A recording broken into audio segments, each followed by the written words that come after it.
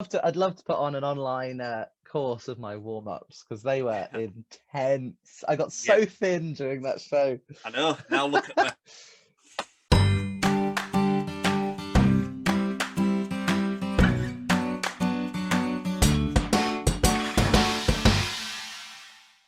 Hi guys, welcome back to Interval Conversations. I'm so glad to be joined today by my good friend, Mr. Sami Hindmarsh. Sammy, how are you doing?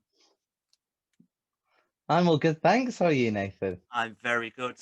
Now, for those of you who don't know, Sammy is a theatre maker, producer, choreographer, four impersonator with that hair at the moment.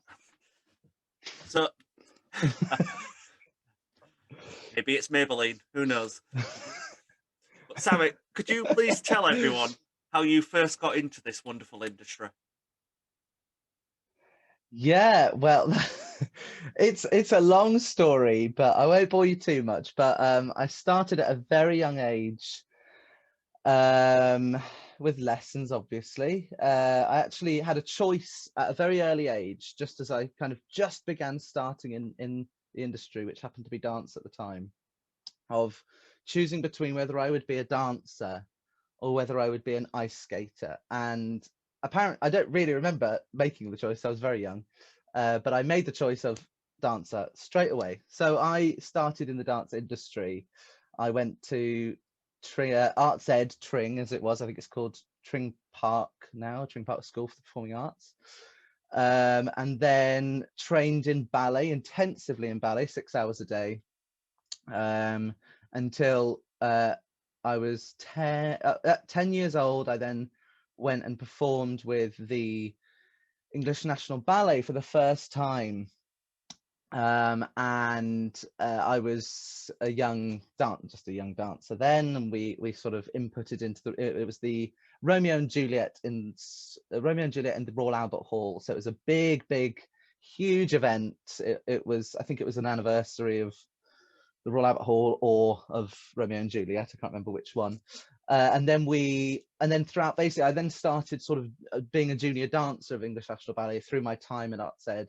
I danced in the Nutcracker a couple of times at the Coliseum, and then moved on to Swan Lake in the Royal Albert Hall, and then again in the Nutcracker, and so on and so forth. And then at my end time at Tring, I then joined the Gothenburg Opera Ballet, where I danced.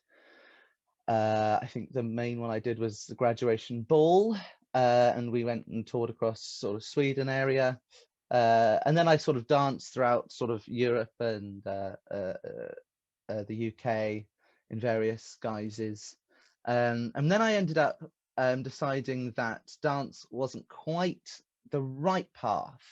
It was something I really loved and enjoyed, but it wasn't quite what I wanted to be doing. I didn't want to be a ballet dancer my whole life. And the life of a ballet dancer is very short in terms of the career. So hopefully not in the actual life. I'm hoping I've got a few more years. That turned out But quickly. oh, it always does with me, you know me. But yeah, so then I decided, right, I need to go and kind of expand my horizons. And I knew I could sing. I was in a cathedral choir at a young age. So I thought, right, okay, I'll go and try out for a scholarship to a super duper posh school that did performing arts. So I managed to get in to the school, and with a scholarship big enough that we could afford to send me there. And I went there and was trained in musical theatre as long with dance and with acting. So then I kind of toned my sort of variety of triple threat skills there. Where then after that that was Hertwood House School. Then I was lucky enough to get in on my first audition to GSA, to Guildford School of Acting, where I then went and studied for a year in musical theatre. But I realized it wasn't quite right for me. Again, I wasn't feeling like I was really fitting into this performance world. So whilst I was finishing off at Hertwood House, moving on to GSA, I started a company called the London Showcase, where we basically just said to actors, hey, we'll give you a first London credit. We put it on a stage. We created a sort of coherent showcase of music, theatre, dance, performance. That lasted for about 3 years. We did very successfully really through it. I quit GSA after the first year. I just was like, there's no point in spending all this money. There's no point in wasting my time here when I don't want to be doing what I should be doing at the end of it. So then I thought, right, okay, what do I need? I need a goods all set. And that was my first time properly producing as well. I didn't call it producing at the time, but I was the producer of those London showcases. So then I moved on to Hull, University of Hull, where my mum had been 30 years before. An amazing department with a brilliant history. And what was more important for me was an all-rounded view of the theatre experience. So I was like, brilliant, this is perfect. I can really choose what I want to do. And it was at Hull that I started to get properly into, I'd done some choreography before and I'd done some direction and I'd obviously done lots of producing. But what I hadn't done was kind of understand what the roles were. I just sort of did them. So it was then that I got asked to choreograph Urinetown, and I did lots of other stuff. So after that, I then did a master's in what was called administration. It was called arts administration or arts management. And that was a much bigger look into producing work, being less of an artistic role, more of an administrative role. Learned loads through that, got to work with the National Dance Company Wales, Cardiff Dance Festival. I got to work in the college itself. And then I think that's it. I might have worked some other places. And then I moved back up to Hull with a producer's job. So that's kind of where I got to, that's how I became sort of more of a producer. And I moved out of performance, but that was sort of the quick run through my life, from conception all the way up.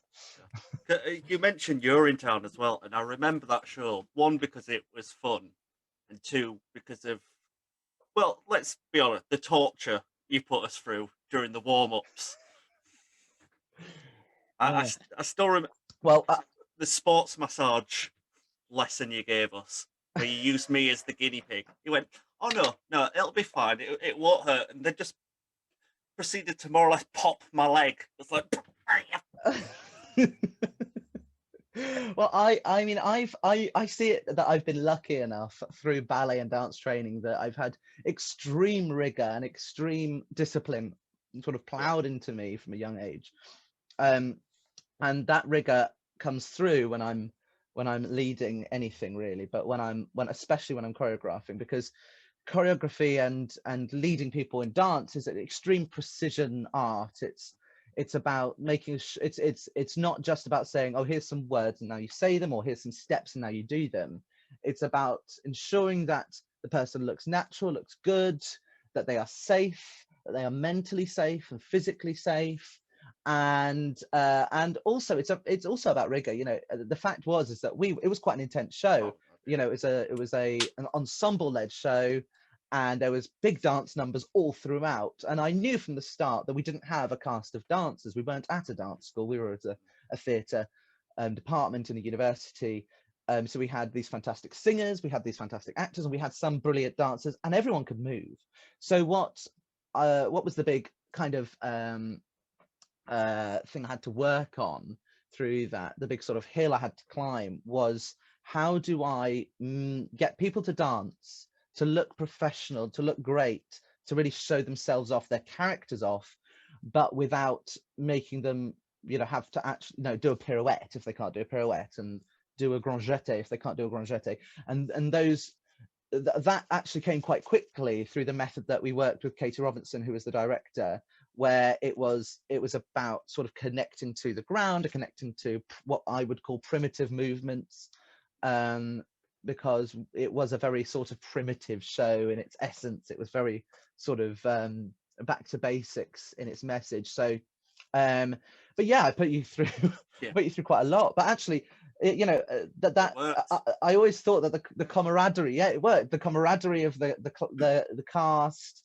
through sort of the hatred of me in rehearsal was great, because it meant that we were all working towards a common goal. We were all sort of in some kind of pain at some point. We were all sort of wanting to sort of do the best we could, and it just came out in the show. It was a very successful show. Yeah, it was great. I just miss Dreamgirls. I think everyone does in that cast. Oh yes, you know what? I'd love to put on an online course of my warm-ups because they were intense. I got Yeah, so thin during that show. I know. Now look at me. Why have a six Yeah. pack when you Well, a can have big a shout barrel? out. Oh God, don't even go there. I'm not even going to show you my tummy, blooming heck. The big shout out goes to Steph as well, who's assistant choreographer for that. 'Cause she was I think that's one of the big learning points for me was in delegation was the idea of giving of I came up with the ideas and implemented them somewhat, and she sort of continued that and held that standard up. And I think without someone like that, when you're doing such sort of a big all-round job, it becomes extremely tricky to ensure that everyone stays at that professional level, to be that motivator behind everything, and also to do all the hard work, really, to do all sorry Steph, but she did all she did the warm-ups every day rather than, and I sort of sat there and was like, oh, that looks hard. Now, do you have any personal highlights from over the years? Like people you work with, shows you've done? Oh gosh, I mean, um I try never to work on a show or do any kind of production that I don't think is going to be an amazing, brilliant learning curve and a fantastic product. I just like to I put in the mean, picture of Dorian Gray. oh well, yeah, no, we're wiping that one out of our minds. That was a moment at uni that I mean, it was a learning curve and Yeah, it it could have was. been really great, but unfortunately, it just all didn't come together in the end, No. unfortunately. But no, I got, yeah, well, oh well. But I mean, probably one of the highlights, I can split it up because there's highlights from my whole career. I mean, Blumenach, I worked with Derek Dean as a choreographer, who was probably the biggest choreographer ever, working in the Royal Albert Hall. I mean, that hardly you can't compare that to something like working in a warehouse, down on the docks in Hull. You just can't, with a with a 4-person cast, you can't compare those two. But what I would say is that at uni, if I pick out uni as one, the biggest highlight for me, and I think you probably have different opinions of it, I think because you were in it, was The Tempest. Because it was, I mean, yeah, it's probably me rigorous as again, trying to put you through your paces or whatever. But I That mean, I didn't bloody have as rope. much to do with the cast that time. My set design for that, I mean, the thing is that I looked at the whole scenography for that. So I looked after the set design, I looked after the lights and the costumes, and then I even worked with the director on that, and that really gave me a really great all-rounded view of theatre, which is why I work quite well as a producer, really, because it gave me this sort of holistic view. And I think that was one of my proudest moments, at least in scenography at uni. So there are other moments that are really great for me, but I mean, a big highlight maybe in my career in terms of as a performer would be would be oh, I can't remember his name, but I was in a show called The Dreaming with the National Youth Music Theatre, and it's my favourite musical.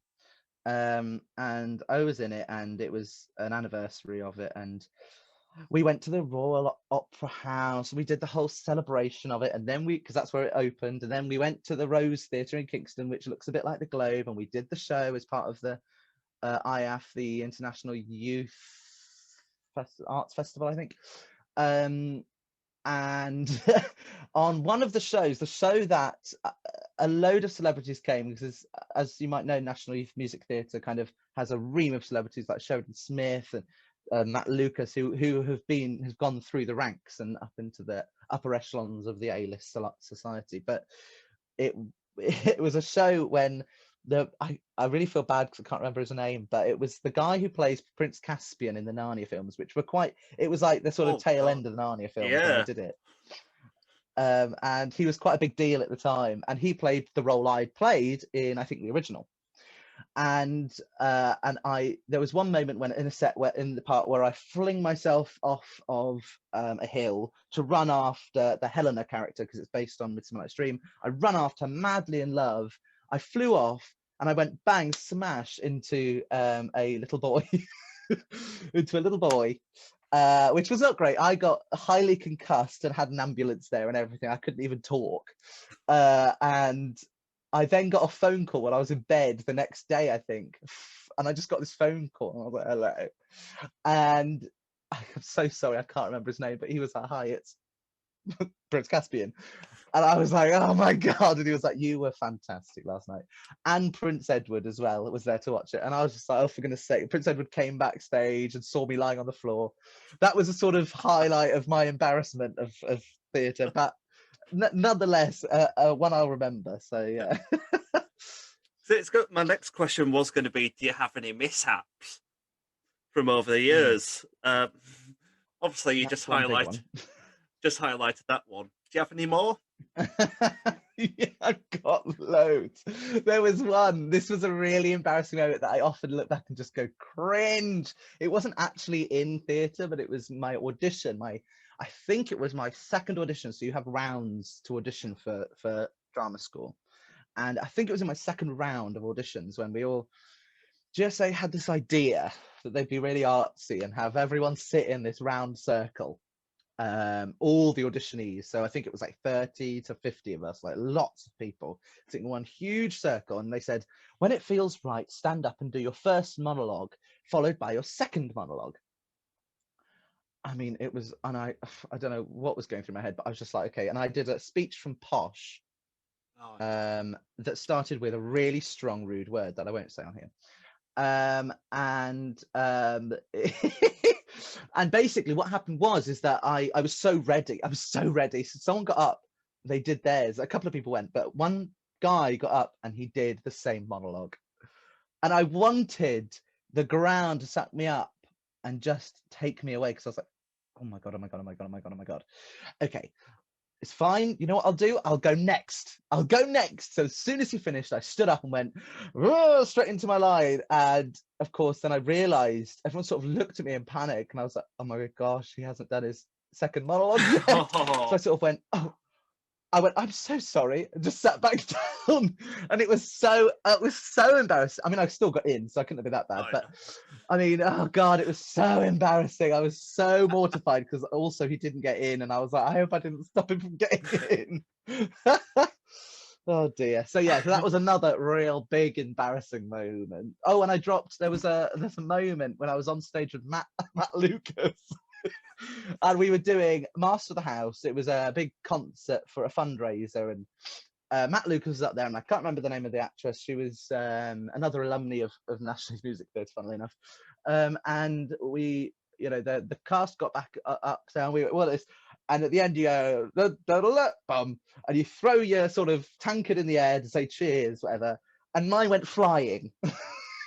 I sort of hadn't caught it properly. I forgot that I had to get it, grabbed it, it went flying up and just whacked Matt Lucas in the back, but he didn't care. He was just like, woo. But yeah, that was another very, very embarrassing moment. So there's lots of embarrassing. Luckily, he didn't know it was me because I just picked up another one quickly. So yeah, so that was another. I won't go through all of them, but there are when you've worked in as many industries as me for as long as I have, there are plenty of really, really embarrassing moments.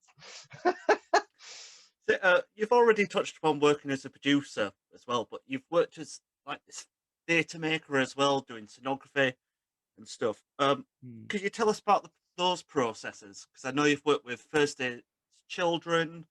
You were Yeah. was it City of Culture? You were part of that producing. Yeah, I was part of Absolutely Cultured, That's which it. was the legacy company out of City of Culture. Yeah, I mean, I've worked with quite a lot of various different companies. Thursday Children, of course, was another sort of highlight, really, of my time in Hull, especially as a professional, because it was a company that I founded with Becky Sorden and Jake Smith too. Well, Becky Sorden's now in Chesterfield, I think. Sheffield. She's Sheffield, is she? Oh, right. And Jake Smith lives just down the road. Yeah. But it was a fantastic thing. It used Shakespeare as a base for performances and meshed them up massively, and it was great. We did we did various different projects, but the big project we did was More, The Art of Revenge, and that was fab because it was about, the brilliant thing about it was really the first, oh no, it wasn't quite the first time, but it was the first time I'd done a full project from conception. and it wasn't a showcase, if you know what I mean. It wasn't done in a showcase. So discounting that, it was the first time I did a full project from conception all the way through. I said to Jake, he said, I've got the script, and I said, cool, let's get it up and running by October or whenever it was. He then got it up and running. We did a read through, we did everything, went all the way through, and it was the fantastic learning curve of being like, well, what works, what doesn't work. We wanted to be a company that embraced change, embraced a collective feel. People felt part of this collective. Obviously there wasn't, it didn't quite take off as we wanted it, and eventually I don't think it's still going. I think we disbanded, and Jake took the company away to morph it into what he wanted, mainly because we were all sort of just dissipating, and that's what happens in independent theatre. But that was a fantastic project, and I worked with Becky on scenography, and I worked with Jake on the script, and I directed it, and did the costumes, and the lights. So it was, but we all, I say I did all this, but we all chipped into everything, and that was a really great project, and a really great working atmosphere as well. This idea of everyone chipping in with everything, and the actors were encouraged to sort of input as they saw fit, and we wanted to create this kind of world that we lived in, and eventually it turned into like a sort of rave theatre down on in a factory on the docks in the marina, and it was a fantastic project. Really, it really got me started into thinking, right, okay, really different ways of approaching theatre and engaging people from places that don't necessarily engage with theatre as well. So that was fab. And my work with Absolutely Cultured, I got hired as a trainee hippie, and hippie stands, which sounds funny, but it stands for the Hull. It's HIPI, so it stands for the Hull Independent Producers Initiative, and it ran through 2017 with an amazing lady called Helen Goodman, who is just fab, and she just took 3 of us under her wing and was like, this is how to produce in the real world with independent artists, and it was quite separate. It was arm's length from City of Culture, and it was arm's length from Absolutely Cultured, and then she left, and it kind of morphed, and because Absolutely Cultured had to sort of tie up and meet deadlines and meet sort of objectives, we then got absorbed into Absolutely Cultured and worked quite differently, but we worked on sort of more like sector development, being, you know, I had a dance focus, so I focused on developing dance in the city. So I connected with loads of dance houses across the country. We then arranged for trips from dancers and emerging artists from Hull to travel up and down and across to those cities. And then we invited all those cities back to Hull, and we had a gathering here where we used them, we showcased them, we had them talk. And it was basically about sort of igniting the spark in the city for dance. And it's actually something that I've been working on quite heavily this week, actually, which is, you know, really boosting the dance sector. And it's something that you know, independent artists have to do, you know, especially in a city like Hull, where we don't have a dance company which is sort of the big dance company in Hull. We have various little ones. We have independent artists. So independence is a theme that has always run through Hull, and it's a theme that runs through the arts scene massively. And so yeah, that was my work with Absolutely Culture, and it spanned off, and now I'm still sort of doing that work now, but in sort of more of a much more independent guise than I was with them, which has its advantages and disadvantages. But yeah, so that's what I did with Absolutely Cultured. Yeah. But were there any personal highlights from working with those companies, like certain shows or a project that was up and running? Well, there was I mean, the dance sector gathering was fantastic in terms of learning for me, but I would say that there was a conference that came that I worked on called ITM, and that was fantastic. That had people all across Europe come specifically to Hull to learn about theatre and to, you know, expand their knowledge. And that was something else, because it made me realize that, you know, I mean, we represented the UK, so we had people from across the UK. Well, we did have local artists as well. We had John Beanie, a local dance artist, movement director, who's worked with Akram Khan and all sorts, and he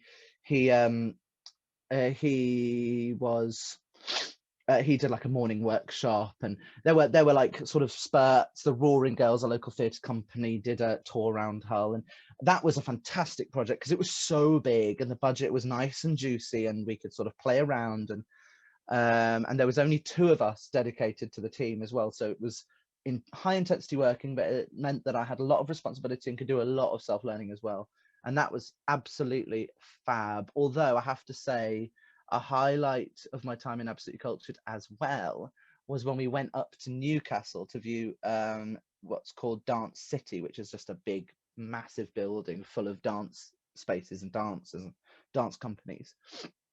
And we saw this performance, and I can't tell you what it was called, but it was mind-blowing. It was I think it was integrated special educational needs into their core company, and it was beyond amazing. It was beautiful. There were some amazing, incredible dancers there, and one guy from Hull as well was in it, George. And no, it was absolutely fab. That was one of the highlights there. But yeah, so there's, I mean, the highlights countless to tell you, but yeah, those are 2 of the big ones. Yeah. So one show I remember you produce it, going back to theatre and that, was that wonderful opera we did at university. My Oh wow, God, yes. That was, that's a highlight and a mishap all in one. well, yeah, I mean, I haven't mentioned that yet. No, that was a massive learning curve. It was, I keep saying learning curve because I am still technically, you know, early on in my career, so everything's a learning curve and you will learn all the time. But it was what it was. I mean, I had loads of fun in the creation of it because, well, I say loads of fun, it was a bit of a nightmare, but there were very fun elements, you know, like I was handed this opera. I wanted to do a different production.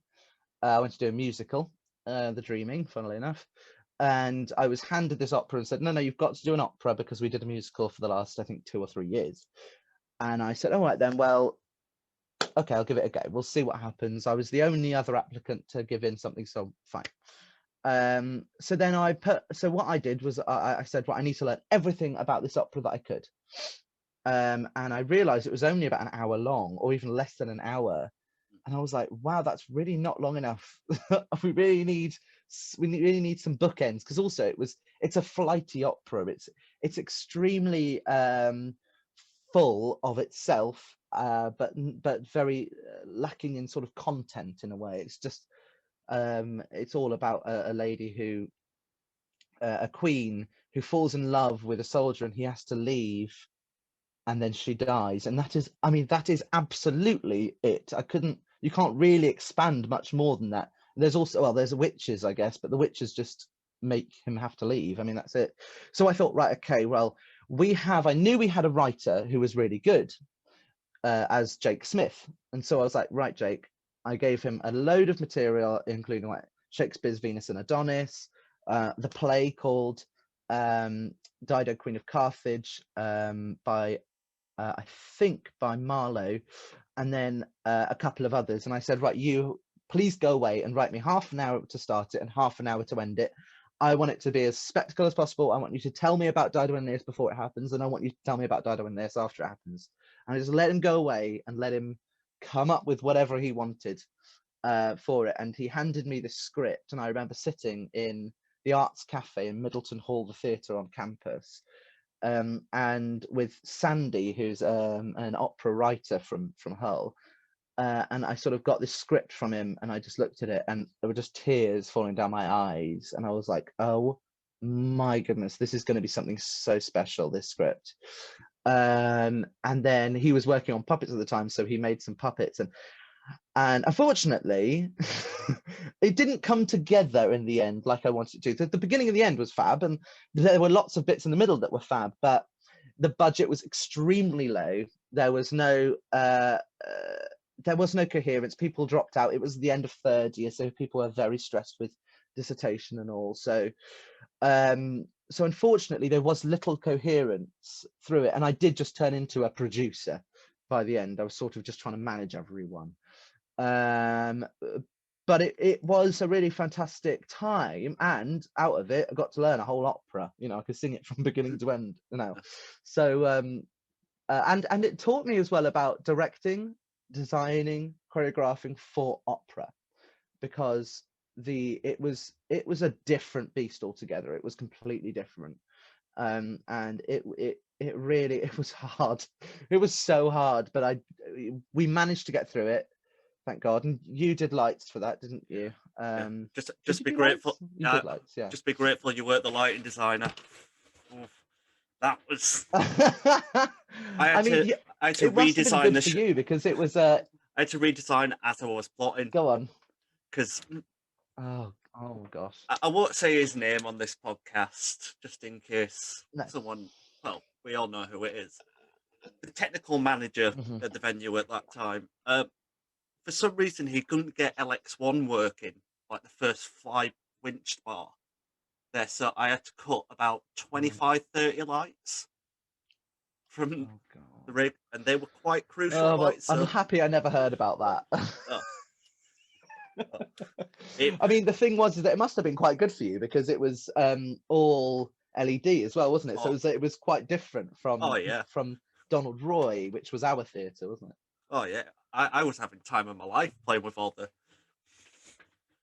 big Yeah, I expensive bet. lights before we had to go back to all the Fennels and Parkans at the Donald Roy. Yeah.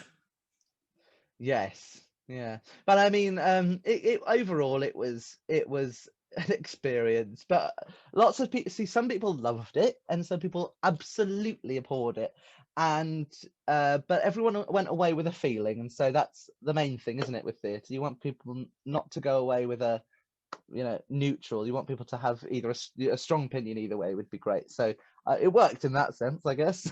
And the feeling was, we're going to the pub. Yeah. Off to the pub. Off to pub. But yes, I just have one last question for you, Sammy.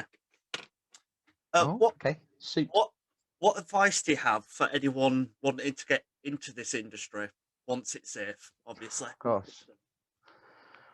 I mean, yeah, once it's safe. Well, I mean, you don't have to wait really until it's safe. I mean, you have to wait to meet people in person until it's safe. But to get into the industry there is so much out there, and I got told this so often when I was real starting out that there's lots out there for you. But the really great place to start is not necessarily with creating of the work. You don't have to begin creating to be a creator. Um, there, in every city across the UK, there are people like me, people who run things like Absolutely Cultured, who all they want to do is support artists. That's their sole purpose. They want to support emerging. They want to train them. They want to give them as much as possible. So I mean, if you're starting out, let's say if you've maybe gone to uni or you're thinking of going to uni, one thing I would say is go to uni because it is a fantastic experience, and it's so much harder when you're older. Take it from me, it is a lot harder to go back to uni. But it doesn't that shouldn't stop you though. You should still go to uni if you want to later on in life. But the main thing is when you leave uni, or when you've left A levels, or your BTEC or diploma, or whatever you're doing, contact the local theatre, contact the local training society, if that's a school or if that's a college. Contact your local arts organisations, and you will have arts organisations even if you don't think you do, and they almost 100% of the time will want to help you, because it's part of their arts council funding, they have to help people, but two, because we have to keep pushing artists through, and creators and producers and sound designers and designers for stage and tech, you know but that's one thing you can do is contact your organizations, say to them, what's happening, what's going on, can we have a chat, can I chat with you, be bold and say, can I chat with the artistic director, because he or she or they will most likely say yes. Because they want to, because they really want to. They might be really, really busy, but then they will just pass you on to someone else who can talk to you, and that's the best way to get in there. And as soon as the theatre's open, go in, introduce yourself, say hi. Especially if you're in Hull and the north, they're so good in the north. But the second thing I'd say is you can still be creative um in lockdown. You can still do stuff. If you're a dancer and you need training, there are loads of really good ballet bars, company bars. There's loads of good contemporary workshops online on YouTube for free that you can get hold of. If you're a singer, there's fantastic vocal training. If you type in Estill training, Estill training, it will come up with beautiful musical theatre training for you. You know, if you're a writer, write, put it online. I'm going to be doing a read through for a play by Jake Smith, because he just decided to write and he's going to get us to read through it. And you're there as well. I'm in it as well.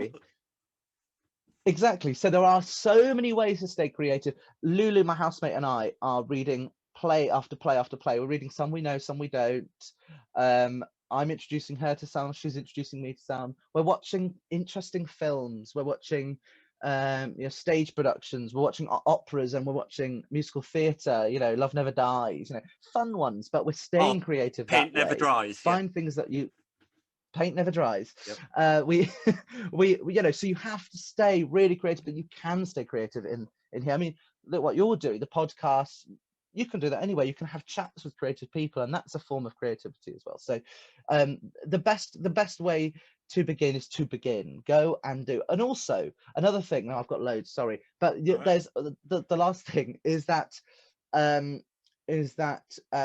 save up some money and hire a space and put on a show, because nothing will teach you more. And I did this and it taught me so much. Nothing will teach you more than if you save up the money. You know, if it's, I mean, I managed to get a theatre, I think in London, for 150 quid for an entire day. So I saved up for 150 quid, which is a lot of money, but if you save up long enough, you know, you can do it, and you can start practicing. You can start putting a show together beforehand. Put a few songs together, put a few scripts together, and say, right, I'm going to do a showcase and I'm going to get on that stage. If you want to perform, you have to make it happen. So that's another thing that's really important, is make the work yourself. Go out and find the theatre. Don't expect people to give it to you for free. Don't expect people to pay you for doing your work. You have to go and get the work yourself and then pay yourself, you know. And luckily, if you're really lucky, you'll get an agent out of it, or you'll find an agent later on and you'll get the work, but that's not guaranteed. If you're making your own work, you can guarantee the work. So that's what I'd say. Lots of advice. That's been some brilliant advice. Sami, thank you so much for joining me today. It's been lovely seeing you. Thank you. It's been great seeing you too, and I'll see you soon. Yeah, I'll see you in rehearsals. Or the actual read through. Don't know what we're doing. I know there's a script. Yeah. No. Thank you for joining me today, and thank you guys for joining in to another episode of Interval Conversations.